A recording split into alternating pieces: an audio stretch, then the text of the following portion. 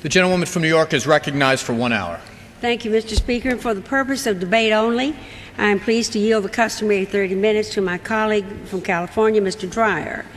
All time yielded during consideration of the rules for debate only, and I yield myself such time as I may consume and ask unanimous consent to revise and extend my remarks. Without objection. Thank you. H-Res 157 provides for comprehensive consideration of H-Con-Res 63. It provides all the members of this House with 3 full days of debate on this important matter. It's a momentous day for us, Mr. Speaker. This is the debate that many of us have yearned for at least 4 years, and our constituents have long suffered the lack of this debate. Every member who wishes to speak on the resolution will have the opportunity to do so.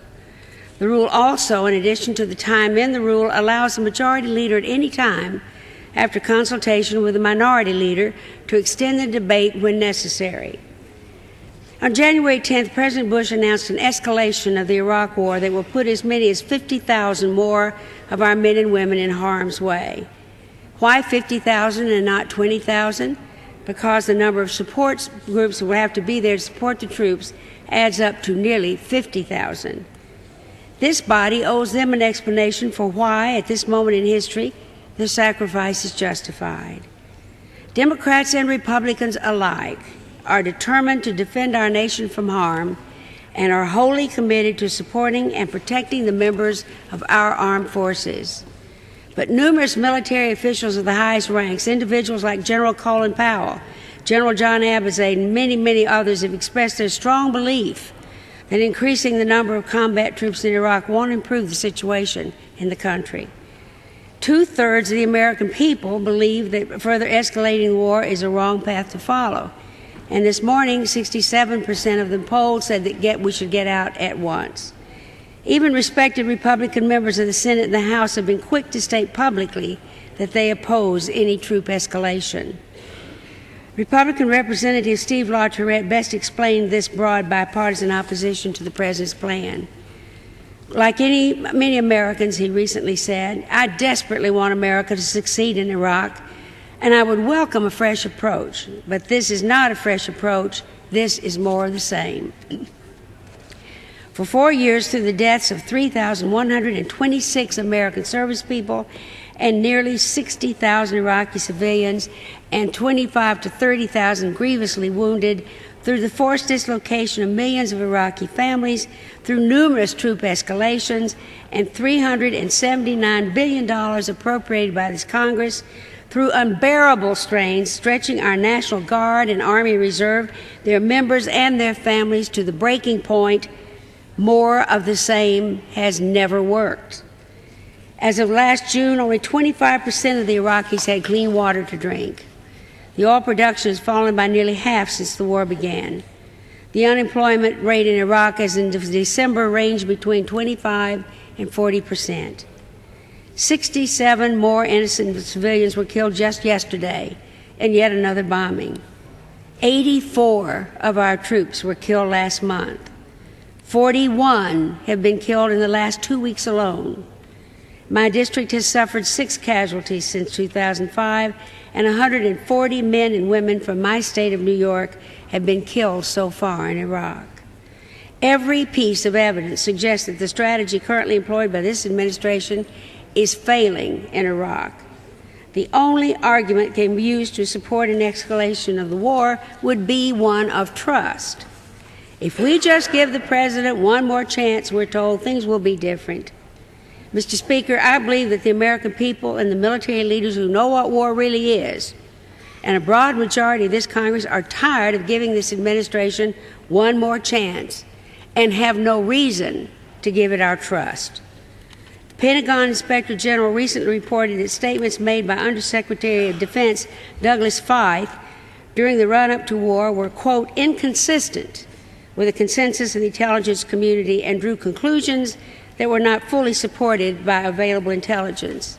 Mr. Feith joins the President of the United States, the Vice President of the United States, Secretary Rumsfeld, Secretary Rice, and many others who made statements which simply misled us into war. So why should we trust the administration's assessments of Iraq? And why should we trust the President to give the new troops that he wants to send the protection that they need to come back home unharmed? Despite all the President's rhetoric in support of our armed forces, a second Pentagon report released at the end of January bluntly states that for years in Iraq and Afghanistan, and I quote, service members experienced shortage of force protection equipment and were not always equipped to effectively complete their mission. In fact, the report speaks of soldiers having to trade off Kevlar vests because there weren't enough for each of them. This is what is happening today, Mr. Speaker. We were aware that when we first went into the war, we were certainly ill-prepared, but 4 years later, it is no better. The Washington Post noted just yesterday that many Humvees still don't have the armor needed to protect them from the bombs that are killing and injuring 70% of our troops abroad. While our troops have gone unprotected, corruption, exploitation, and incompetence have squandered billions of dollars and allowed vital reconstruction projects to be handed to well-connected companies that failed to fulfill their duties. Unbid contracts proliferate. Despite it all, for years, the administration treated accountability as if it were a dirty word. And why should we expect, without a radical change of course, that things will suddenly improve? Mr. Speaker, changing a broken course in Iraq is not going to demoralize our troops or abandon them. Frankly, they must wonder what it is we've been doing here all along. To the contrary, it is the only way to support the troops. Changing a broken course in Iraq will not provide our enemies with encouragement either. If our strategy is not working, then why would we help our enemies? By resolutely adhering to the failing plan. Now, that's a question that needs to be asked again. If our strategy is not working, why would we help our enemy by resolutely adhering to the failing plan? Democrats are insisting on a new level of accountability in Congress, calling 52 hearings since January 4th. But we also need a new course in Iraq. We need to oppose this escalation and stubborn adherence to a failing strategy. We need to shift our focus and footprint in the region and to accept what so many observers have known for years. The conflict in Iraq will only be solved politically, not militarily. As strongly as I feel on this matter, Mr. Speaker, I recognize that many of my colleagues in the House have a different perspective. What is needed is a serious discussion conducted by serious people. The first step of such a discussion is a focused, clear, and full debate on the question of the escalation itself. We need an unambiguous up or down vote on the escalation. We are keeping in this rule in this bill so straightforward in order to best achieve that result.